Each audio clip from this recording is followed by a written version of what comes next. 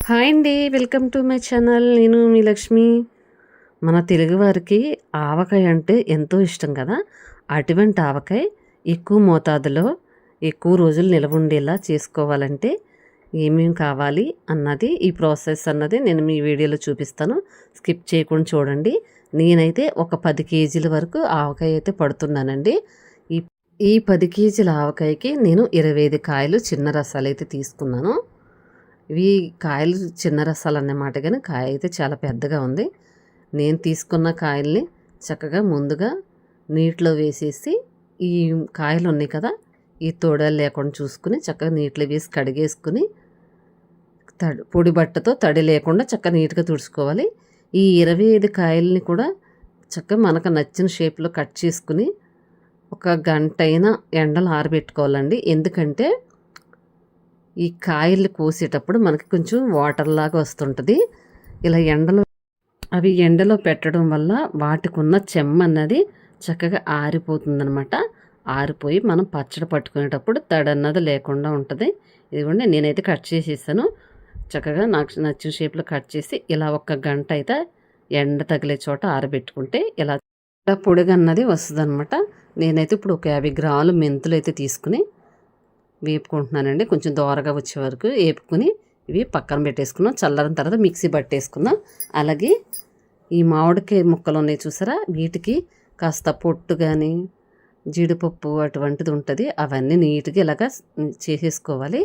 చక్కగా పొట్టు అన్నది ఏం లేకుండా చూసుకుని 1 కేజీ పట్టి గిన్నె అయితే తీసుకున్నా.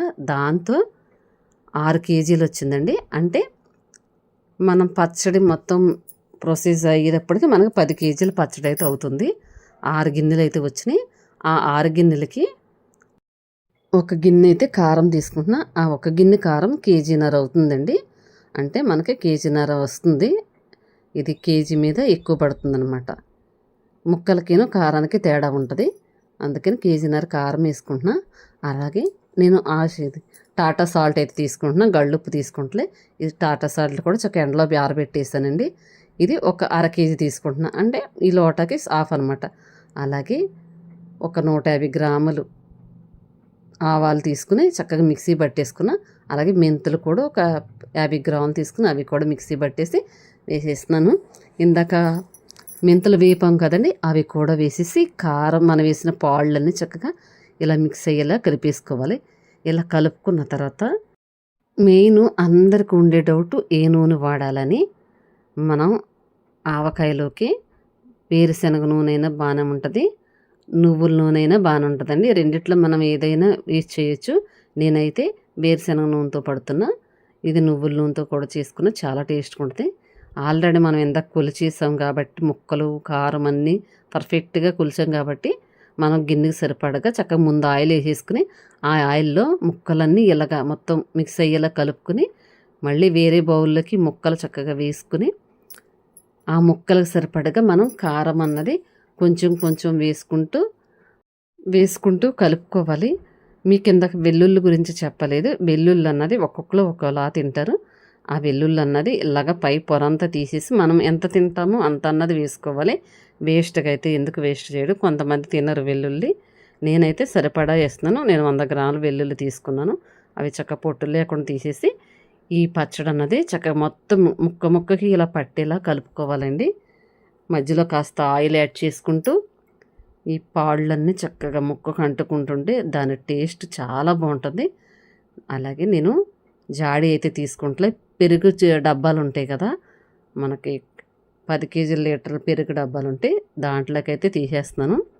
తీసేసుకున్న తర్వాత మొత్తం మనం ఈ ముక్కలన్నీ కూడా చక్కగా ఇలా కలిపేసుకుని అందులోకి ఎత్తేసుకుని కాస్త మళ్ళీ ఒక్కసారి కాస్త ఆయిల్ పూసుకుంటే సరిపోతుంది. ఇంతకు ఆయిల్ ఎంత పట్టింది అనుకుంటున్నారు? కరెక్ట్గా 10 కేజీల ఆవకాయకి 3 కేజీల నూనె పట్టిందండి. కేజీన్నర కారము, 1/2 కేజీ సాల్టు, ఎందుకంటే ఇది టాటా సాల్ట్, కాస్త ఉప్పు ఎక్కువ ఉంటుంది ఇందులో. అలాగే 150 గ్రాములు ఆవాలు, ఒక 50 గ్రాములు మెంతులు, 100 గ్రాములు వెల్లుల్లి. ఇంతేనండి. మొత్తం చేసేసి మొత్తం పచ్చడి అంతా కలిపి ఇలా పెట్టేసాను. ఇది 3వ రోజు అండి. మళ్ళీ 3వ రోజు మనం ఇలా మూత తీసి మళ్ళీ ఒకసారి కలుపుకుంటే మనకి ఈ ఉప్పు అన్నది కాస్త కరుగుతుంటుంది. నేనైతే ముందు పైన ఆయిల్ తీసేస్తున్నాను, ఎందుకంటే ఇది వేరే బౌల్లో వేసి మళ్ళీ ఒకసారి కలపాలి, ఇందులోనే ఉంచకూడదు. అది ఒకసారి తిరగబెడితే ఆయిల్ అన్నది చెల్లాచెదురవుతుందని ముందు గరిటెతో తీస్తున్నాను. ఈ గరిటెతో తీసేసిన తర్వాత ఇలా చక్కగా వేరే గిన్నెలోకి వేసుకుని చక్కగా మొత్తం కలిసే వరకు తిప్పుకుని మనం మళ్ళీ ఏదైతే డబ్బాలోంచి తీస్తామో మళ్ళీ అందులోకి సర్వ్ చేసేసుకుని చక్కగా తడి తగలకుండా నీట్గా పెట్టేసుకుని, ఈ ఆయిల్ అయింది కదా దీనికి చుట్టూరు దాన్ని కూడా వేరే క్లాత్తో చక్కగా నీట్గా తుడుచుకుని కాస్త ఆయిల్ ఏమైనా పడుతుందో లేదు చూసుకోవాలి. ముక్క చూసారా ఎంత గట్టిగా ఉందో, చాలా బాగుంటుంది. నేనైతే కాస్త ఇంకా ఆయిల్ యాడ్ చేస్తానండి, ఎందుకంటే మనకి ఇది సంవత్సరం పాటు నిలువ ఉంటుంది. ఆయిల్ అన్నది ఆవకాయకి చాలా ఇంపార్టెంట్.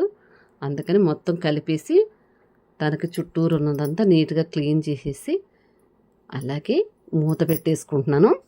మూత పెట్టాక మనము ఇటువంటి క్లాత్ ఒకటి తీసుకుని దీనికి చక్కగా ఒక తాడు కానీ లేదా క్లాత్ని కొంచెం చింపి చుట్టూరు కట్టుకోవాలి. ఎందుకంటే మూత ఏదన్నా లూజ్గా ఉన్నా బల్లులు కానీ అవి కానీ తిరుగుతుంటాయి కదా, ఒకవేళ వాటర్ అయినా ఏదన్నా మనం వంటగదిలో పెట్టుకుంటాం కాబట్టి తగిలితే పాడవకుండా మూత అనేది చాలా పర్ఫెక్ట్గా ఉంటుంది.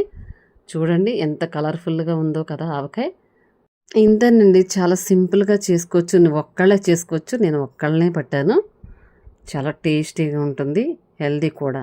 నచ్చితే మాత్రం వీడియోకి లైక్ చేయండి, ఎలా ఉందన్నది కామెంట్